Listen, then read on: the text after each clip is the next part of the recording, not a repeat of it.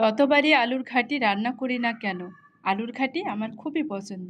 বিশেষ করে ডিম, মাছ, মাংস যেটার সাথে রান্না করি না কেন খেতে অসম্ভব মজা হয়ে থাকে।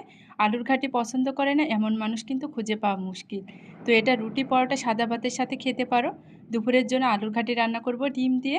তো এখানে ডিমগুলোকে একটু হালকা করে ভেজে উঠিয়ে নিলাম। তো প্রথমে চুলায় একটা কড়াই বসিয়ে দিয়েছি রান্না করার জন্য। এখানে তেজপাতা, দারচিনি, এলাচটাকে একটু তেলের ভিতরে ভেজে নিয়ে এখানে বেশ কিছু পরিমাণে পেঁয়াজ দিয়েছি, তারপরে আদা, রসুন আর জিরা। এটাকে একটু কষে নেওয়ার পরে বাকি গুঁড়া মশলা দিলাম, হলুদ, মরিচ, ধনিয়া, স্বাদ মতো লবণ, একটু কাশ্মীরি লঙ্কা দিয়ে মশলাটাকে খুব ভালো করে কষিয়ে নিয়েছি যতক্ষণ না তেলটা ছেড়েছে।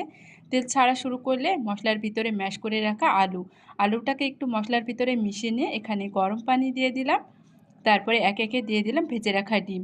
একটু হালকা নাড়াচাড়া করে কয়েকটা চেরা কাঁচা লঙ্কা দিলে নামিয়ে নিলেই তৈরি হয়ে যাবে মজাদার সুস্বাদু আলুর ঘাটি। আমার ডিম দিয়ে আলুর ঘাটি রান্না তোমাদের কাছে কেমন লাগলো তোমরা কমেন্ট করে জানাতে পারো। সবাই ভালো থাকবেন। আল্লাহ হাফেজ।